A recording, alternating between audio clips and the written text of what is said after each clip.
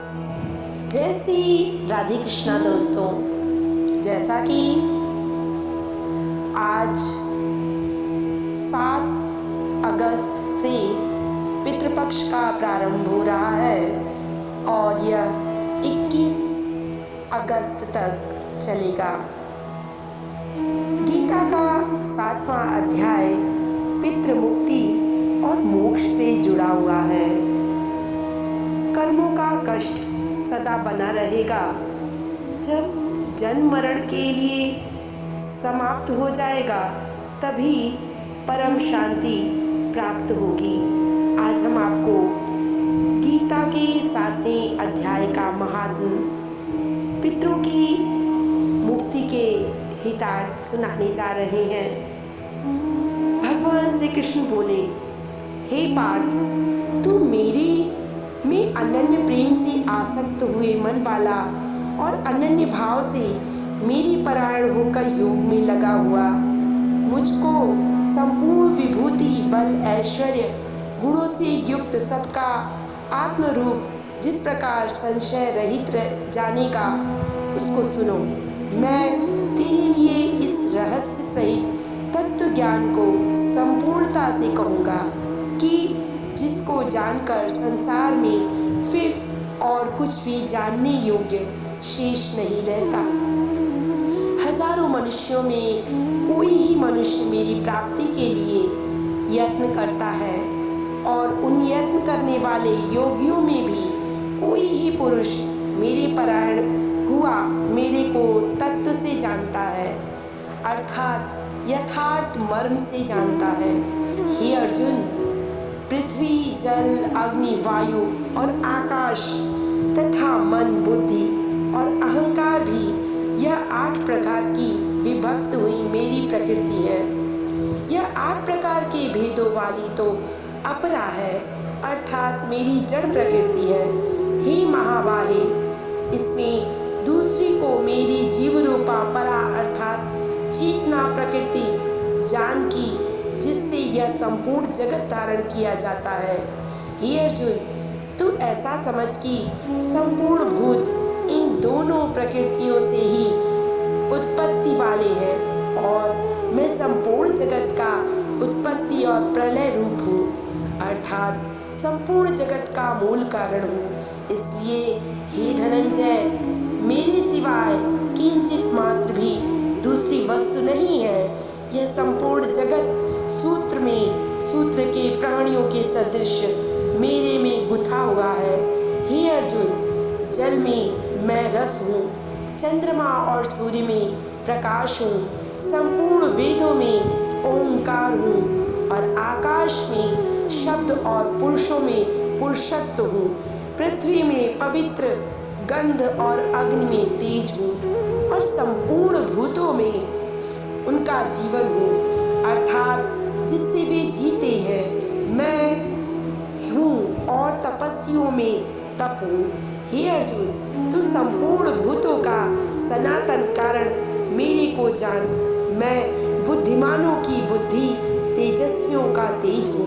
हे भरत श्रेष्ठ, मैं बलवानों का आसक्ति और कामनाओं से रहित बल अर्थात सामर्थ्य हूँ और सब भूतों में धर्म के अनुकूल अर्थात शास्त्र के अनुकूल काम हूँ और भी जो सत्गुण से उत्पन्न होने वाले भाव हैं, जो रजोगुण से तथा तमोगुण से उत्पन्न होने वाले भाव हैं, उन सबको तू मेरे से ही होने वाले हैं ऐसा जान ले।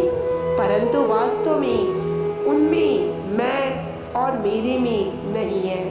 गुणों के कार्य रूप सात्विक, राजस और तामस, इन तीनों प्रकार के भावों से अर्थात राग, द्वेष आदि विकारों से, संपूर्ण विषयों से यह संसार मोहित हो रहा है। इसलिए इन तीनों गुणों से परे मुझे अविनाशी को तत्व नहीं जानता, क्योंकि यह अलौकिक अर्थात अति अद्भुत त्रिगुणमयी मेरी योग माया बड़ी दुस्तर है।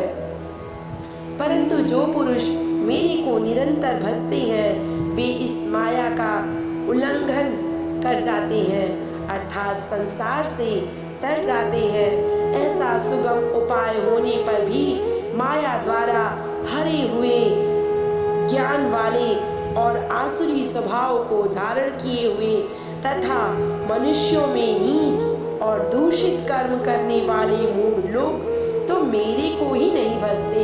हे भरतवंशियों में श्रेष्ठ अर्जुन, उत्तम कर्म वाले अभ्यर्थी, आर्त, जिज्ञासु और ज्ञानी अर्थात निष्कामी, ऐसे 4 प्रकार के भक्तजन मेरे को भजते हैं। उनमें भी नित्य मेरे ही एक ही भाव से स्थित हुआ अनन्य प्रेम भक्ति वाला ज्ञानी भक्त अति उत्तम है, क्योंकि मेरे को तत्व जानने से ज्ञानी को मैं अत्यंत प्रिय हूँ और वह ज्ञानी मेरे को अत्यंत प्रिय है।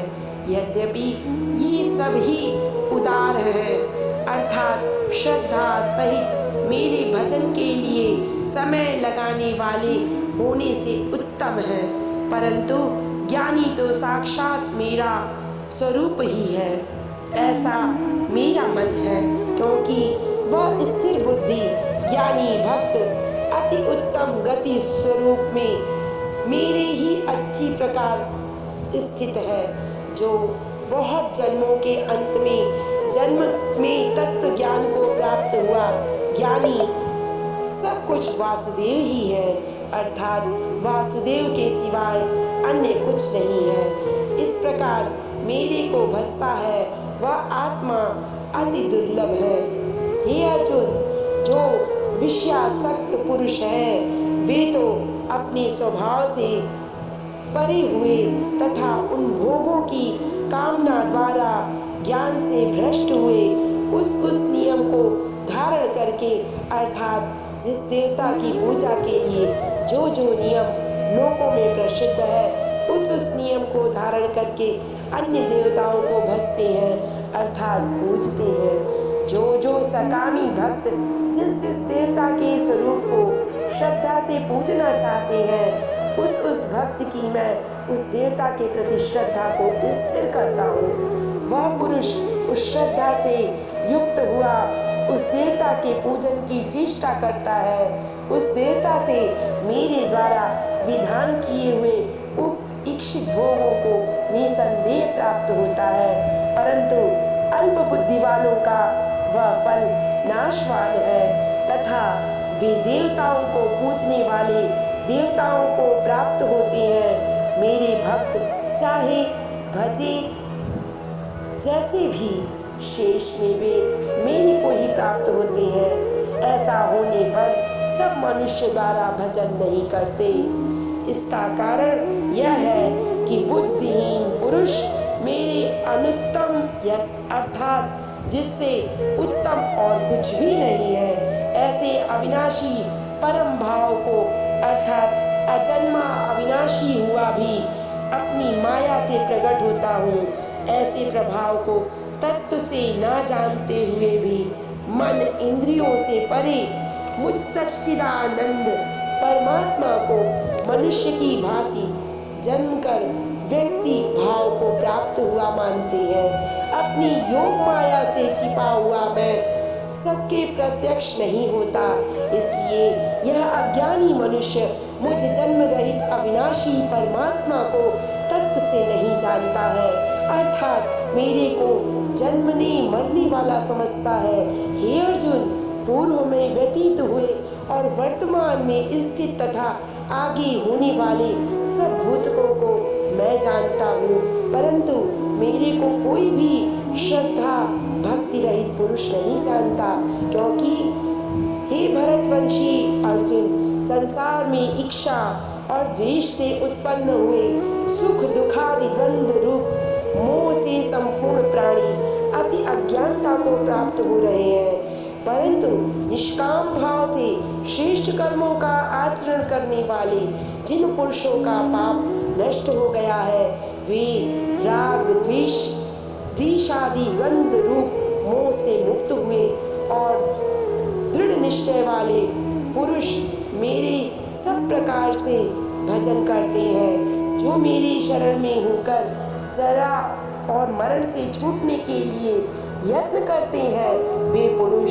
उस ब्रह्मा को तथा संपूर्ण आध्यात्म और संपूर्ण कर्म को जानते हैं। जो पुरुष अधिभूत और अधिदैव के रहित और अधियज्ञ के रहित सबका आत्म रूप मेरे को जानते हैं, अर्थात जैसे भाप, बादल, धूप, पानी और बर्फ यह सभी जल स्वरूप है, वैसे ही अधिभूत, आदिदेव, अधियज्ञ आदि सब कुछ वासुदेव रूप है। ऐसे जो जानते हैं वे युक्त चित्त वाले पुरुष अंतकाल में भी मुझको ही जानते हैं, अर्थात प्राप्त होते हैं। श्रीमद् भागवत उपनिषद ब्रह्म विद्या योग शास्त्र श्री कृष्ण और अर्जुन के संवाद में ज्ञान विज्ञान योग 7वां अध्याय परम मोक्ष की प्राप्ति करवाता है।